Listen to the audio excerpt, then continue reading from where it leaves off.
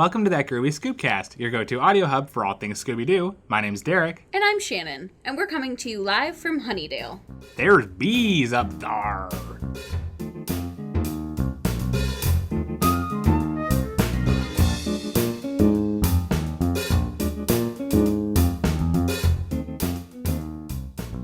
Thank you for joining us today, guys. Today we are going to be watching 2 episodes from the new Scooby-Doo and Scrappy-Doo show, or the new Scooby-Doo Mysteries. We're going to be reviewing Mission Undoable and The B Team. Shannon, overall thoughts on these episodes? I hated them. As did I. They just... Is the audience surprised? No. No? No. At this point, I feel like you guys just tune in to hear us shit talk Scooby-Doo. So, welcome. Yes. Welcome to that Groovy Scoobcast, the go-to shit-talking podcast for all things Scooby-Doo. My name's Derek. Before we start the shit-talking, we are going to kick off the Mystery Machine Match, our weekly trivia competition where Shannon and I try to figure out which one of us knows Scooby-Doo better than the other. Last week, we tied 9-9. And today we will figure out if we're going to remain tied or if one of us is going to take the lead. Are you feeling good about this week, Derek? I haven't read the questions, so I don't know. But speaking of questions, as always, Shannon, you get to ask yours first. This one's stupid. Oh, I hope it's easy, too. It is! If you get it wrong, you have to quit your whole life. I'm going to be quitting the podcast, guys. How many children does Scooby-Doo have? He doesn't have children. Correct. Yay! It was so fucking stupid. Oh, no. Is it hard? Of course it's going to be fucking hard. We did not filter these cards today, guys. So, Switch with me right now. Here's your first question. In what Pacific Northwest city does Scooby... I'm already pissed. In what Pacific Northwest city does Scooby-Doo and the gang meet demons who live underground? Every city. Pacific Northwest. I don't fucking know. Is it, Seattle? Yeah. Yep, you're right. Woohoo. Good guess. What's your next question for me? What kind of store does Velma own in Scooby-Doo on Zombie Island? She is running a bookstore. Correct. Here's your next question. What Star Wars hero did the voice of Steve, one of the villains of Scooby-Doo and the Alien Invaders? The only people that I know from Star Wars are Han Solo and Darth Vader. But I know Harrison Ford played somebody. That's all I know. I know nothing. I've never seen Star Wars in my life. Mark Hamill. Oh, he officiated Sheldon's wedding in Big Bang Theory. He's done lots of things, Shannon. Congrats. I don't know. Yeah, it was Mark Hamill. Okay.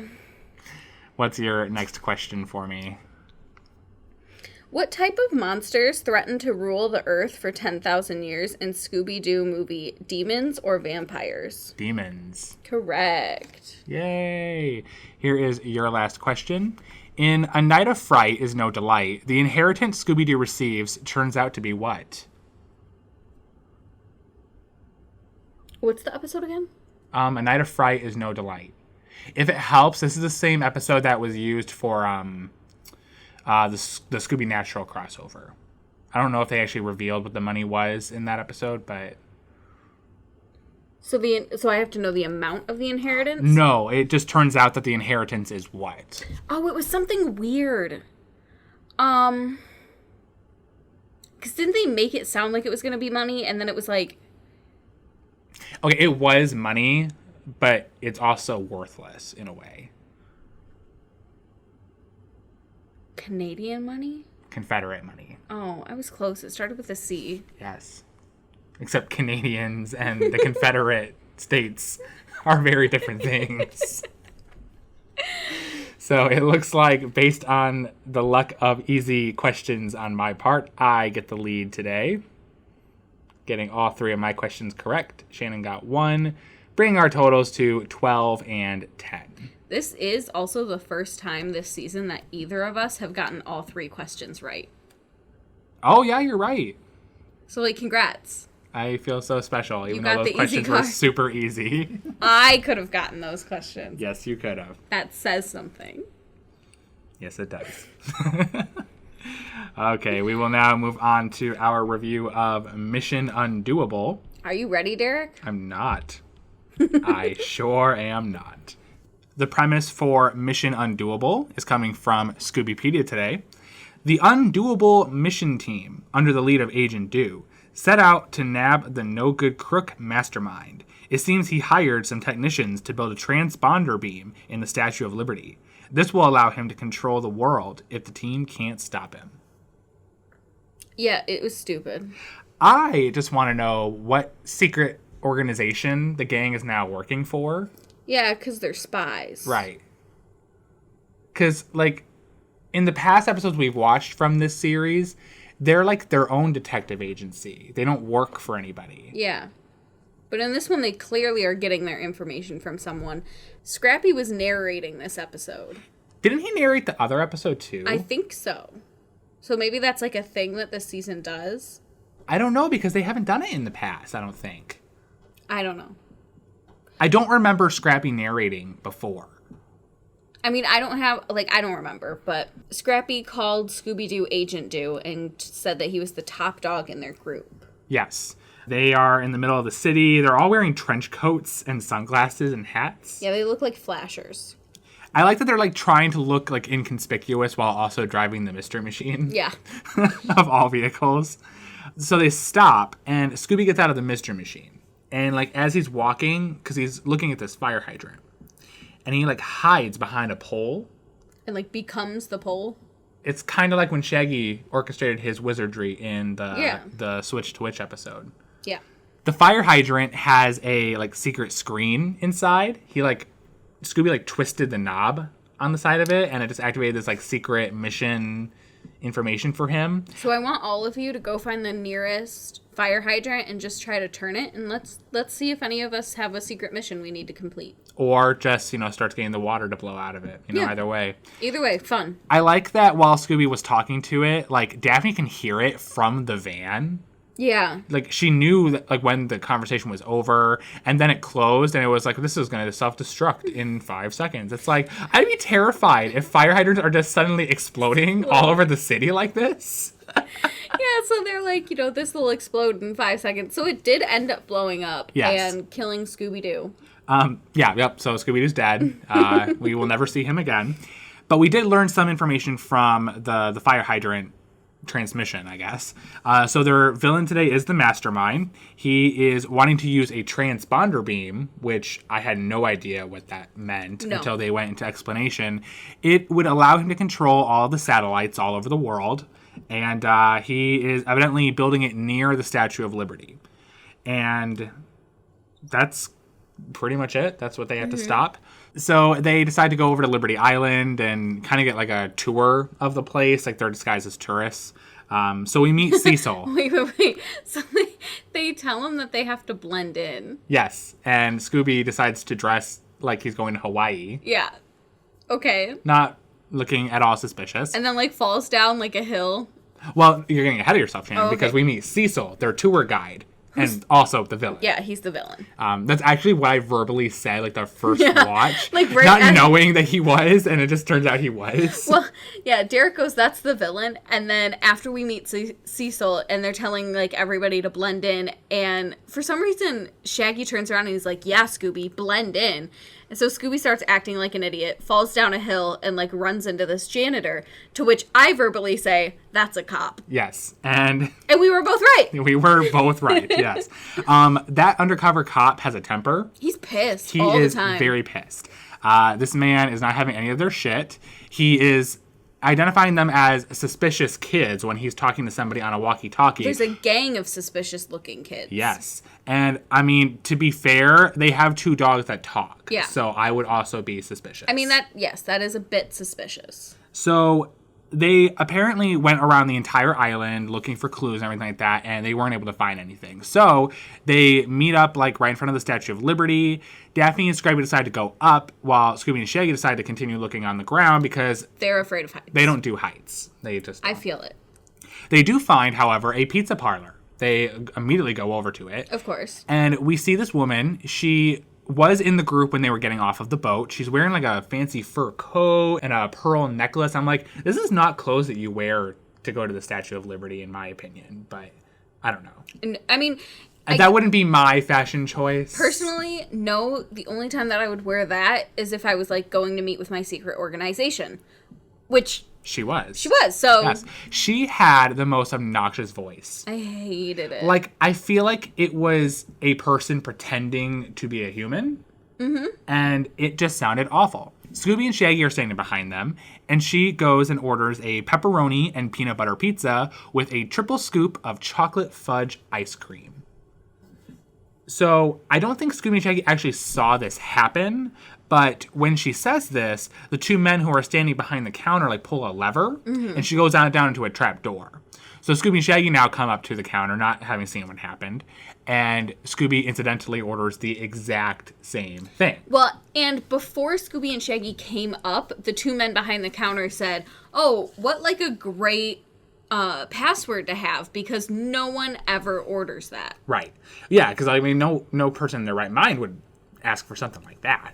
And just in case you guys were curious, that is going on the possible list for us to eat at the end of this season. I hope we don't have to eat it. Because I know that's what you guys are thinking. So don't worry. It's on the list. We might be eating it. Moving on. So Scooby and Shaggy do incidentally go through the trap door, and I don't know if it was maybe just the copy of the episode we were watching, or if it like actually does happen in the episode. But when Scooby orders the pizza, the guy who's pulling the lever is like super confused, like thinking that they're not part of this, but they're like, he did order it, like that is the password. So, like, but when he said like, "Oh, okay." I don't know if it's just our copy of the episode we watched, but his voice glitched a little bit and he sounded like a robot. Yeah.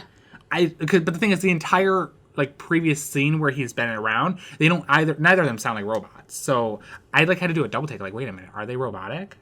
Are they droids? There are the other droid? Well, yeah. There's droids elsewhere in the episode, but they weren't disguised like humans like these ones are. Maybe. Evidently. I don't know.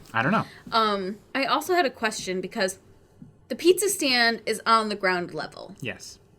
And it's in the torch that the transponder beam is in. I'm just going to spoil it for everybody. So they get dropped down below ground level and somehow end up like in the head or torch area. No, they didn't. No, the headquarters are all underground. Oh, so then they took like oh yeah, because they did take that elevator thing. Yes, they had an elevator. Oh, okay. Mm-hmm. Okay. Yeah, because that takes them, I think, to the top, to the head. Yeah. And then they have to go up the stairs to get into the torch. Yeah. But yeah, now they're in the secret headquarters. We do see the woman that we saw a moment ago with a bunch of other people.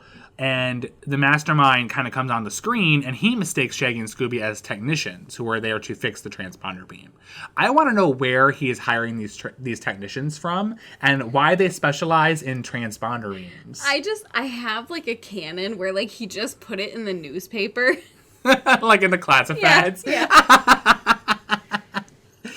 The entire time that he is goading Shaggy and Scooby to go and fix it, there's also this droid that's standing by them that's just shooting lasers at them. Yeah, like just shooting at them. And it's just like, hey, dude, shut the fuck up. Like, just stop. Leave them alone. Yeah. Just stop. They literally just wanted pizza. Right. That's all he wanted. And yeah, now they're having to fix this transponder beam, which is another thing. They're supposed to fix this beam, but we never see it gets fixed. We never see it broken. I have questions. Meanwhile, Daphne and Scrappy, they go up to the head of the statue. They see Cecil coming out of the arm, like the torch door. Because Daphne's like, I wonder if we can go up into the arm and into the torch. So Cecil's coming out, and Daphne's like, oh, are we able to go up there? And he says, no, it's off limits. To everyone. And then he like locks the door and goes on his way. And Daphne's like, well, then why was he up there? And it's like, He works there. He works there. Daphne, leave him alone. He is just doing his job. And trying to take over the planet. But you know what? I have found that Daphne in this series is the most entitled Daphne. Yeah. Because this bitch also is the one that when they went to Norway to solve the mystery of those barbarians and shit, like she just walked into that missing professor's office or something, and then the guy came in and she's like, who are you? Like, why are you here? I'm Daphne, like, why are bitch, you why are there? you here? Yeah. Daphne's an ass in this series. So she and Scrappy decide to go back down to the ground, and when they come out, they also spot the pizza parlor. So Daphne's like, I wonder if Scooby and Shaggy went that way. So they start to go that way. And they pass the undercover cop, groundskeeper, janitor person. Yeah. So he also calls up whoever he's calling up, and he's just like, I think they're on to something. The thing is, at the end, he says that he was calling for backup or whatever, but, like, he never called for backup. We don't ever see a different cop or anybody. It was just him, and he's well, no, you know what? We did see cops, like, bringing people to their cars or boats or whatever, but guess. Like otherwise, no, we don't ever see anybody else like coming to the island. Like, they've been here for an hour. If you were calling for backup would have been here by now. I also like that this man is not seeing like a bunch of people get off of the boat onto the island and then not spotting them dropping into these trap doors. Right. I'm just like, so what the heck is just going on? I don't know what he's doing to where he's not noticing. Cops are this. never good cops when it comes to Scooby-Doo. No, they are not. So now we cut back to Scooby and Shaggy. They are with the droid that was shooting lasers at them. He is leading them to the transponder beam, and he has given them a bunch of supplies that they have to use in order to fix it. And they promptly drop it Yes, right off the ledge of the head. Yeah. It's just like, oops. But the droid doesn't respond, and they He's never just like, actually... it's this way. Yeah, right. They don't actually ever fix the beam. So, like, I guess none of that ever mattered at all. I also like that they walk outside, drop the shit, and then he's like, oh, the transponder beam is inside. And then it's just like, so why did you go outside? What we also missed is the fact that Daphne and Scrappy are now in the headquarters. Well, they passed Daphne and Scrappy to go into the elevator. Them. Yeah, they, like, just missed them. Yeah. But, like, what was funny was that Scrappy had said, like, when they fell through the trapdoor, was like, I just asked if anybody had ordered, like, da-da-da pizza. Yes. Yeah, and it incidentally was, like, spot on. That's what Scooby's regular pizza order is. That's horrible. That's very sad. Peanut butter on pizza with ice 3 cream. scoops of chocolate fudge ice cream. It sounds awful. Sounds disgusting. So the robot's being a dick. Yes, and Scooby and Shaggy discover that their heads are, like, appearing on the screen. Yeah. And everything like that. So they, like, just start goofing around with it, and the droid's like, what the fuck are you doing? And they decide to trick him into thinking that he can go on to Broadway and be a star. Yeah, you could be a star. They break out into song. I hated it. Which I promptly knew all the lyrics to, because this song is on the Scooby-Doo Snack Tracks CD. I used to listen to it nonstop as a kid. I hate that. And while that song was not one of my favorite songs on the soundtrack, especially because I didn't get the context, I knew all the lyrics. You can be the best. You can be a star. I literally wrote down, this song is dumb. ... So dumb. But the droid got into it. I feel like they taught him to love and to have a dream. And then they promptly destroyed that dream. Left him. Because Daphne and Scrappy accidentally, like, tune into, like, the transmission of them dancing and singing. Yeah. Because I don't really know how none of the other spies that are in this building didn't see them. Also, Daphne knows how to work this system flawlessly. I think Daphne is a secret agent. Yeah. She's a double agent. She's a double agent. Mm-hmm. So, yeah. And then the Mastermind also sees the transmission. And he's just like, stop them. So he sends, like, droids to go and attack Shaggy and Scooby. So Shaggy and Scooby, like, immediately abandon the one droid. And the droid's just like, but wait, what about our finish? And then Shaggy's like, have your agent call us. But, like, the droid was so heartbroken. He was. That was a really sad moment. I was so sad for him. Yeah. Very sad for the man. The droid. Didn't care. So the other droids, identical to that one droid, are chasing Shaggy and Scooby in a straight line. They run past Daphne and Scrappy, and Scrappy's like, you get him, Uncle Scooby. And I'm just thinking, yes, let's just stand on the sidelines and not help.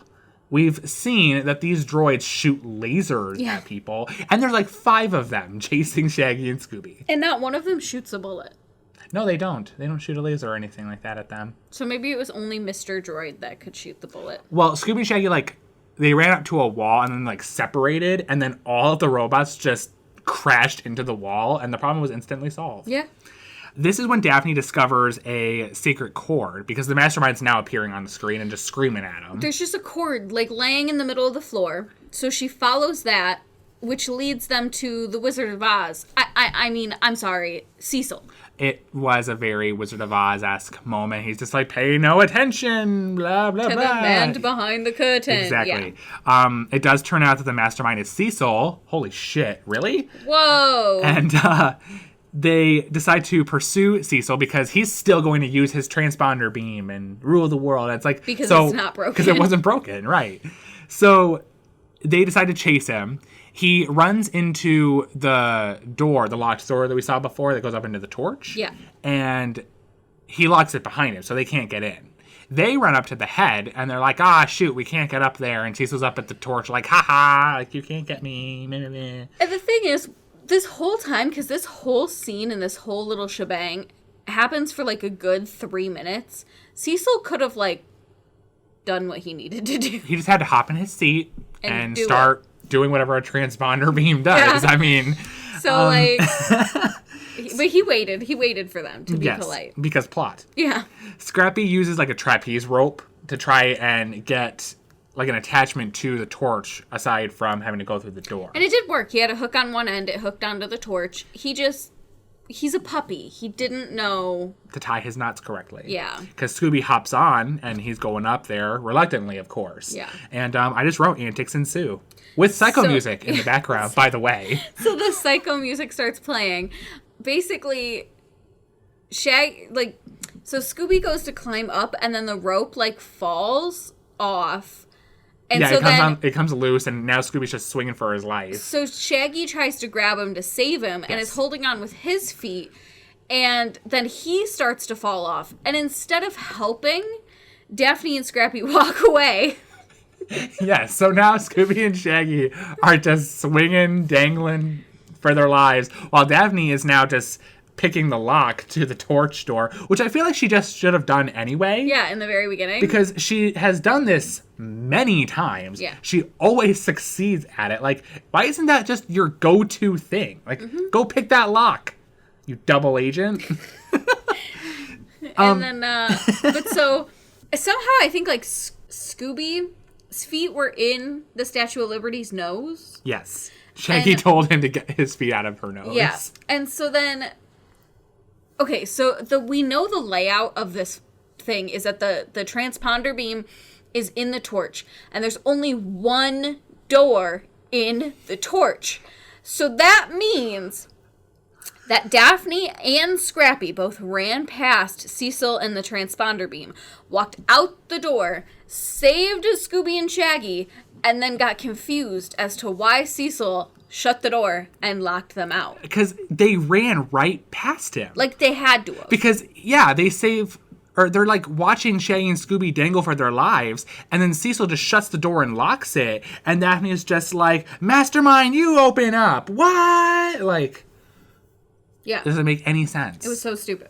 And Scooby's foot comes loose from the nose, and Scooby and Shaggy kind of like slingshot.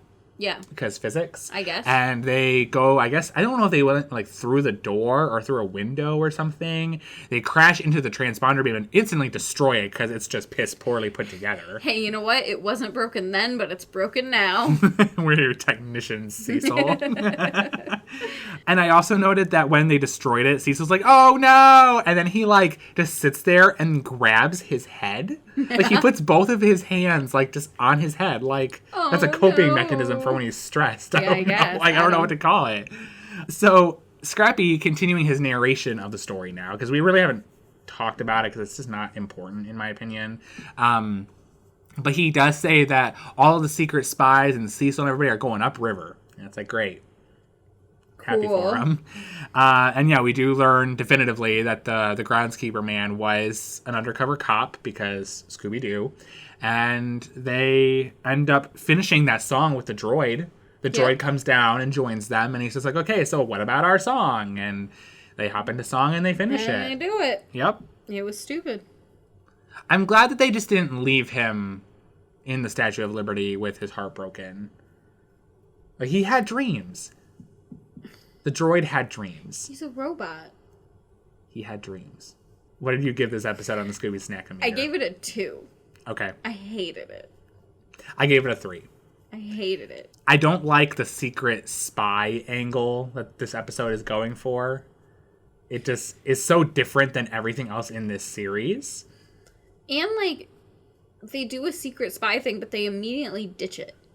Right. It didn't come off like they were doing any kind of, like, secret spy work. Yeah. Except for the transmission through the fire hydrant. Yeah. But aside from that, like, the spy thing didn't really play a huge role at all. So, like, why was it even there? Yeah. There wasn't really even a mystery either. Like, I didn't have any clues as to who the Mastermind was. It's just, oh, it's Cecil. And it's like, okay. All right. It's fucking obvious from the start, but... For sure. Scooby-Doo. Yeah, I gave it a 3, though. I enjoyed it less than what we watched last week overall. I guess. I guess. So, yeah. That was Mission Undoable. We'll move on to the counterpart episode of this duo, being the B Team. This premise is also coming from Scoobypedia. Mr. Do and the B Team are hired by Nathan Singer, owner of Bee in Your Bonnet Honey Farm. It seems giant renegade bees have been invading his farm and stealing his hives and honey. But what is wrong with this strange-tasting honey, and why do they want it? Can I spoil it? What's wrong with this honey? It's experimental rocket fuel for NASA. Like, what the fuck, NASA? I don't know what's going on at all. We watched this episode a total of 4 times, guys.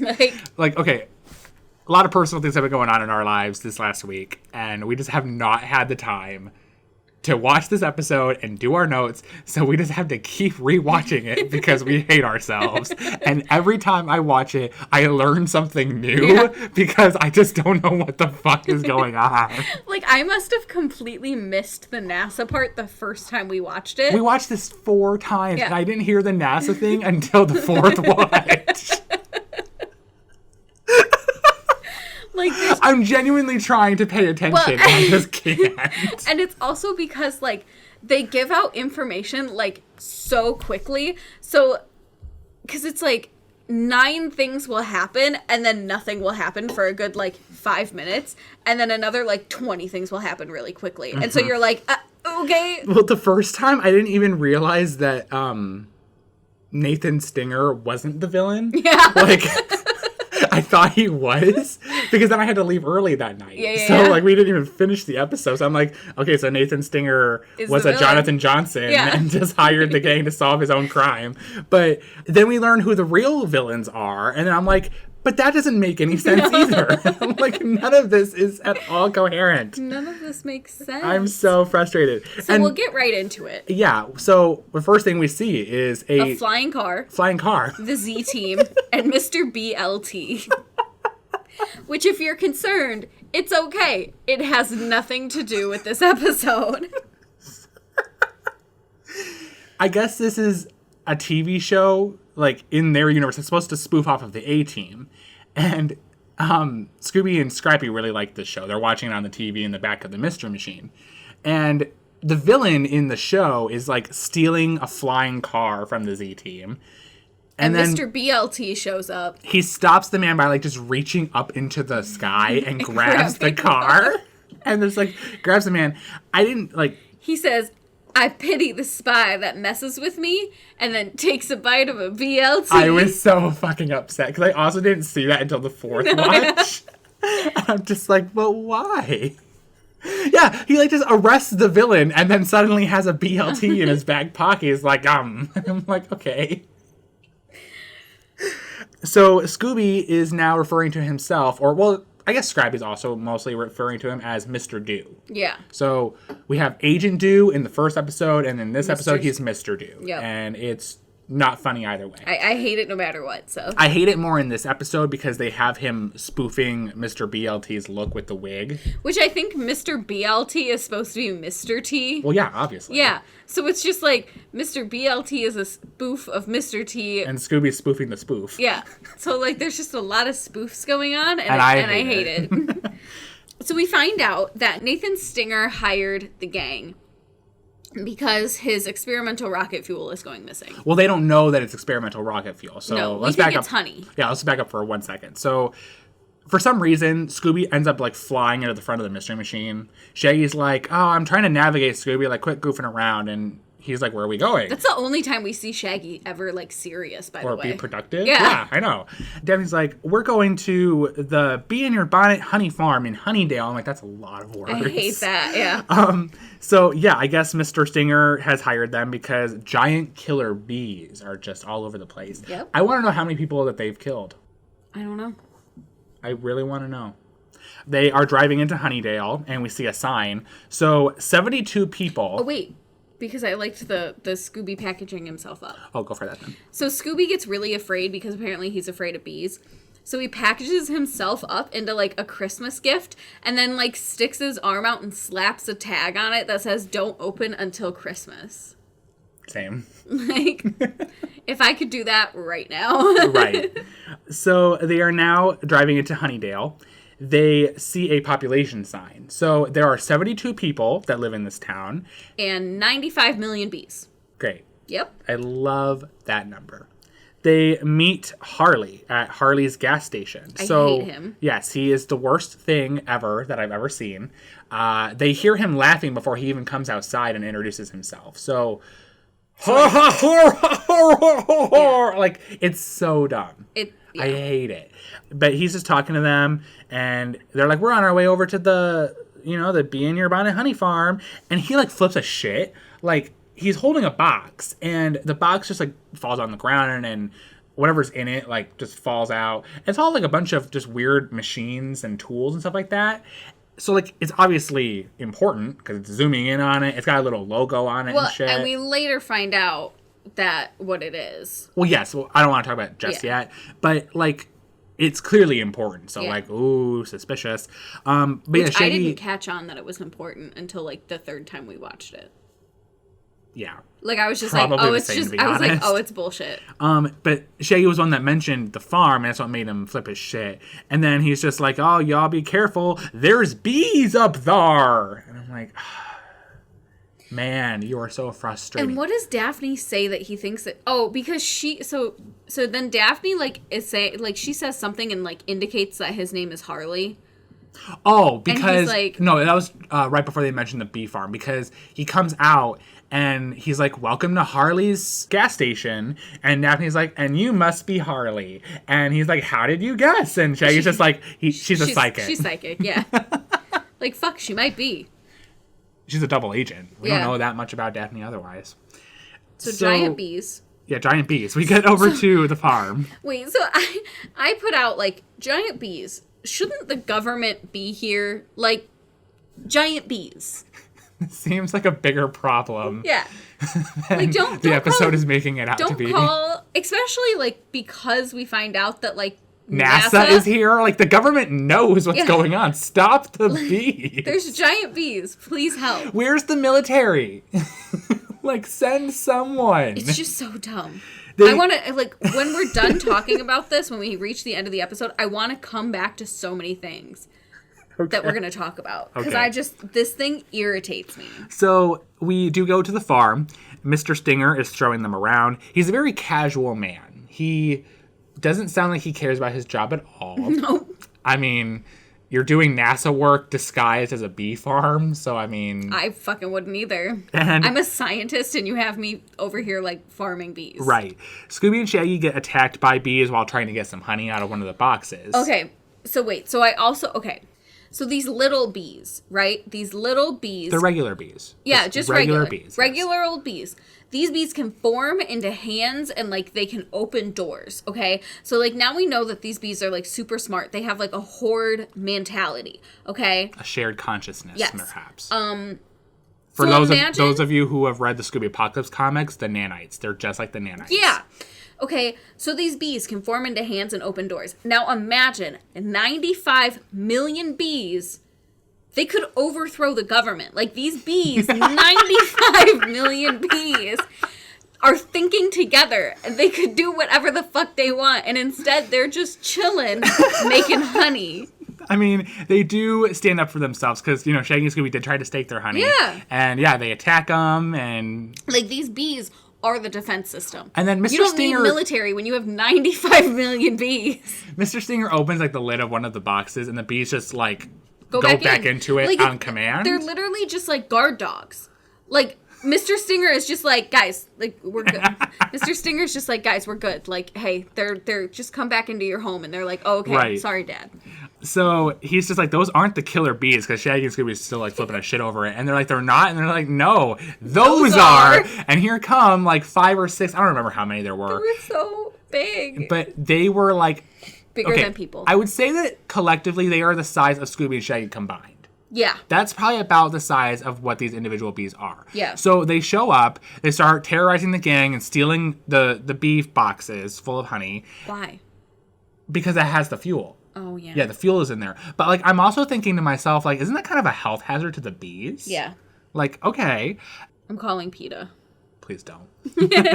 No, so they start stealing the boxes of them. One of the bees threatens Scooby by sharpening his stinger. Yeah. And I'm just like, thinking to myself, it's not a real bee.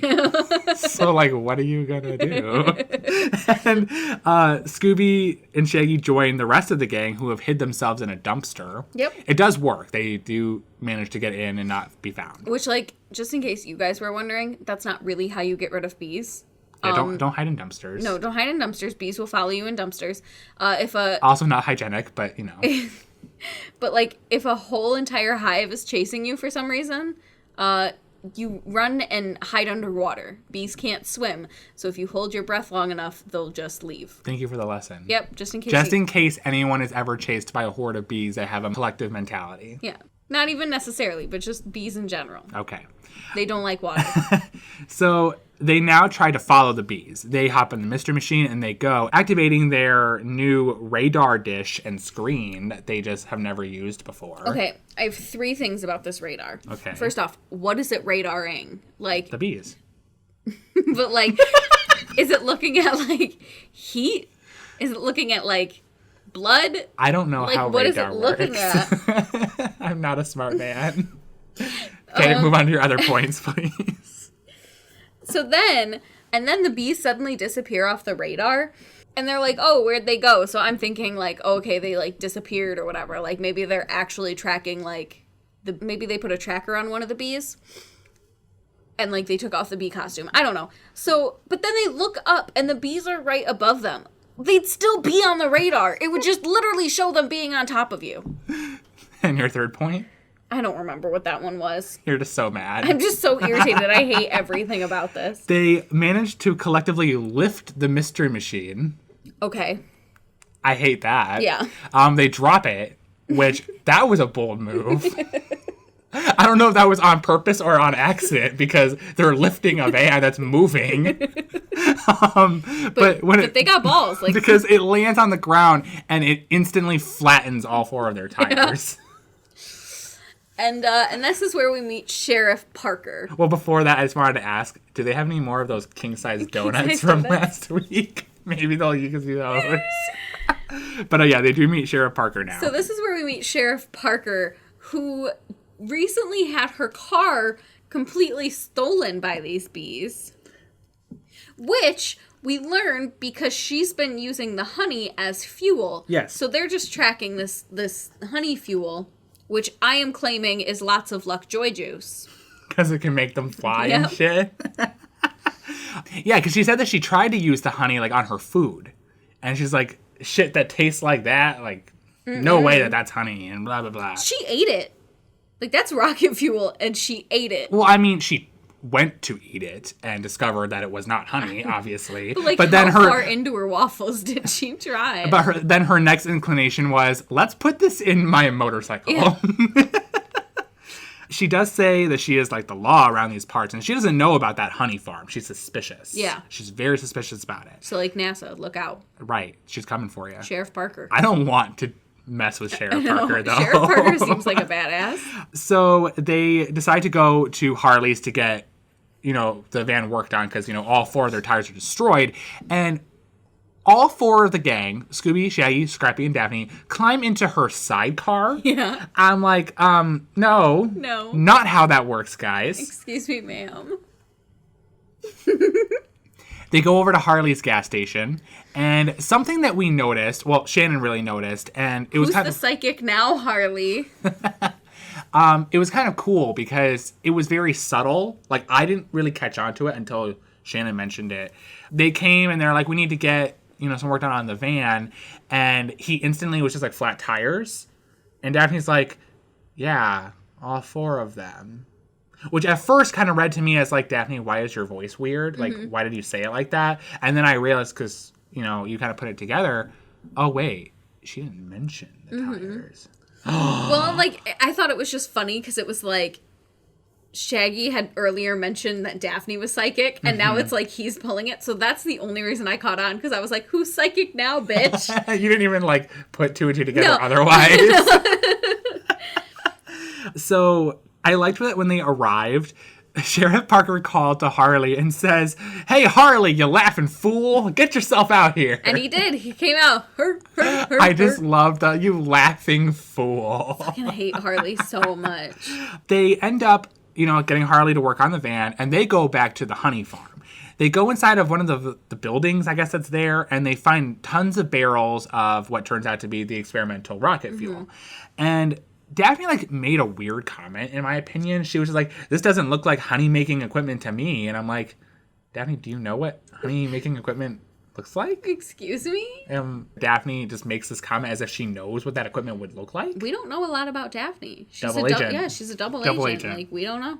So, yeah, it is experimental rocket fuel. One of the barrels was just casually leaking. Yeah.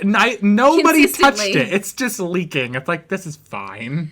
So Scooby accidentally, lands into a giant pile of the barrels, and then he, shoots off. It ignites the barrel. Yeah. And now he shoots off into space. So, 2 things. First off, he's lucky he didn't die. Just period. And also, landing in him and all of those barrels falling down should have made a huge explosion. I am surprised that you're not butthurt about the gravity. Because, guys, Shannon's all about that gravity now. Look, okay, when he went into outer space, he should have been crushed by the pressure. But, he wasn't, so whatever. Scooby-Doo. So, Mr. Stinger shows up after Scooby comes back down to Earth. And he's just like... After he comes back down to Earth. I mean... How else do you word it? I don't know. So he comes in and he was about to fight somebody because he thinks that someone the bees are back. And Daphne's like, it's just us, Mr. Stinger. And he's like, oh, okay. He goes, did you find anything out? And she goes, well, yeah, we did. We found out you're running a jank operation, bitch. She straight up confronted him and he's just like, I can explain. And like I said, when I had to leave early the first day that we watched this episode, I just kind of left. I left and I'm like, oh, so Jonathan Johnson. Yeah, exactly. No, but then the bees do come back. They fly through a random window, and 2 of them in the entire antics of what happened, because I don't want to write and describe all of that shit. 2 of them just crash and headbutt each other. Yep. And they discover that there are humans inside these bee suits who are using jetpacks? Yeah. No, the jetpacks would have set the entire bee suit on fire had they actually been inside the jet. But okay.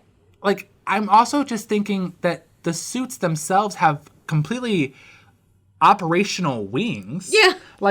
I don't know if they can actually make them fly, but the wings are moving. Yeah. They do look naturally moving. I'm like, so okay. What's with that? Okay. But they do decide to chase after the rest of the bees because they've grabbed a couple of the barrels of fuel as well as Mr. Stinger. Scooby and Shaggy, they put on the jetpacks. Scooby has his little Mr. BLT wig going on again because he's Mr. Do.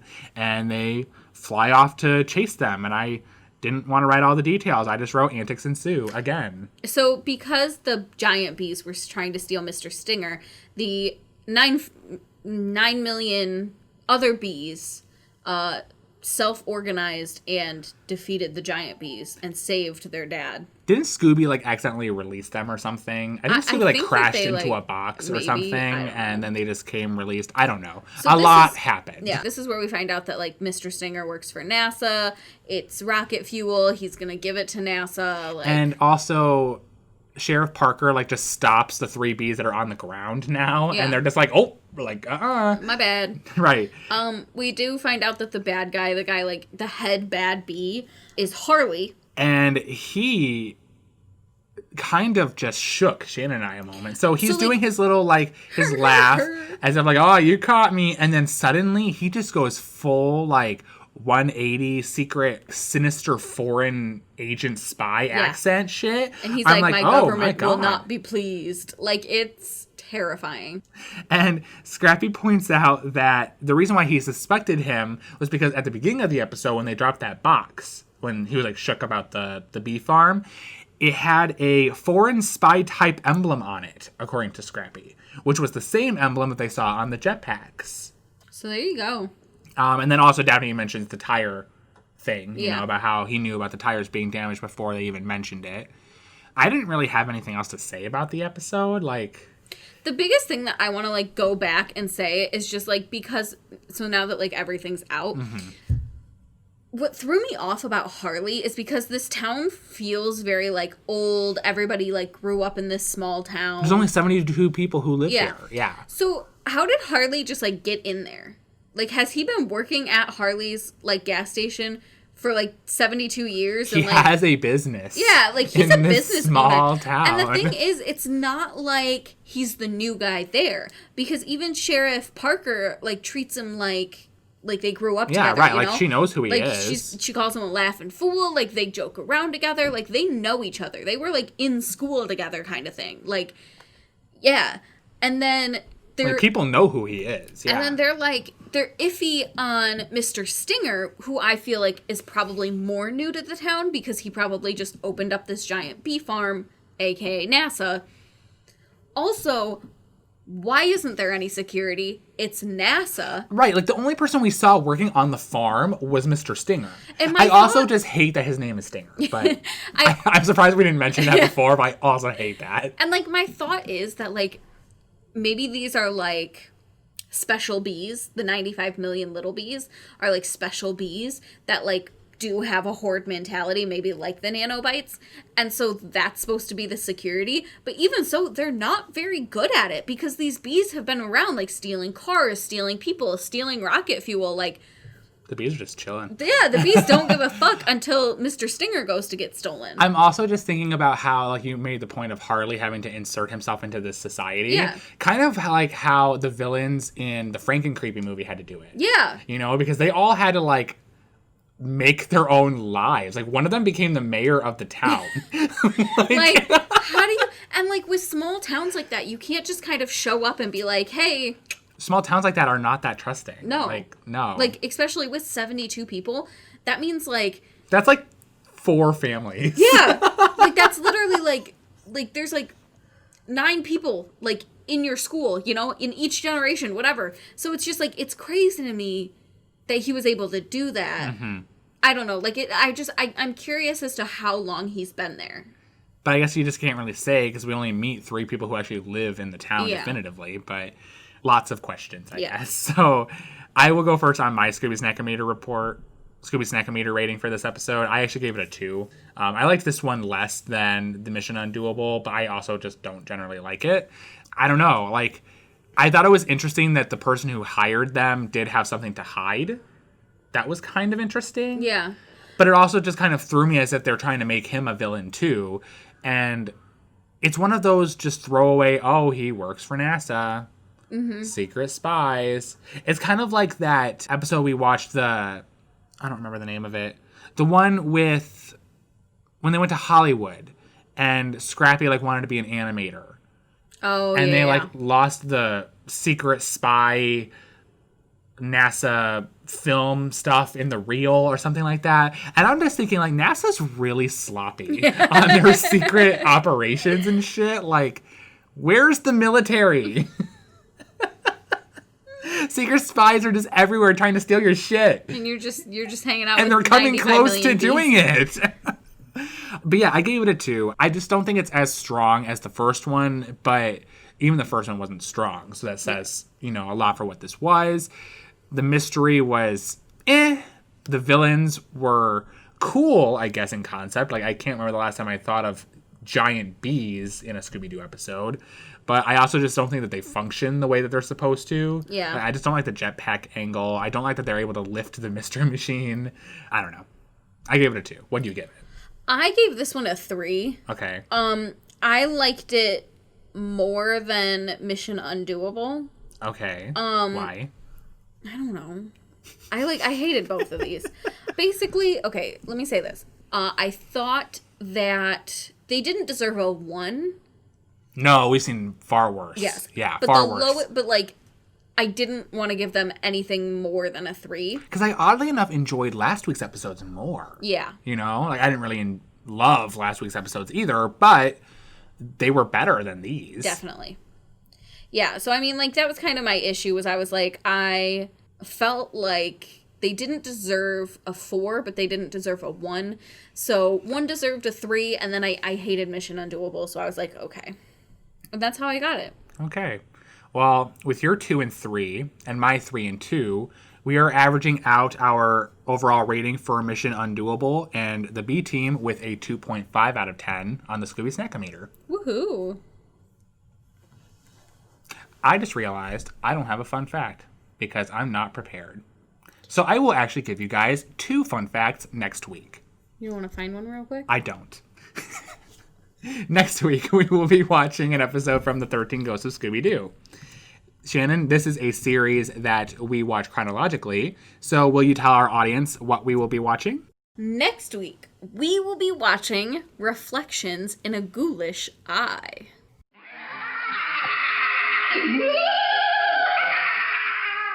So speaking of lots of luck joy juice, here we go. Here's the premise for this episode, coming from Scoobypedia. While visiting a Moroccan paranormal convention, the gang has to stop a mirror demon. Straight to the point. Okay. So if you guys want to let us know your thoughts on Mission Undoable, the B Team, Reflections in a Ghoulish Eye, or anything Scooby-Doo related for that matter, you can find us online. You can find us on Facebook at That Groovy Scoobcast, on Twitter at Groovy Scoobcast, or on Tumblr at That Groovy Scoobcast. You can also check out our website, www.thatgroovyscoopcast.com, or shoot us an email at thatgroovyscoopcast@gmail.com. Also, be sure to leave us a really groovy review on iTunes or Stitcher. If you leave one of those reviews for us and email us about it, we may send you something pretty cool, like a sticker. I have a few of those left. We've got a lot of those left. No, I don't. No? No, I don't. How many do we have left? Like, I don't know. I don't want to say, but guys, beat the others to it. First come, first serve. Let's go. And with that, we hope that you enjoyed That Groovy Scoopcast. Come back next week for Scooby Snack Fill time. Bye, guys. Bye.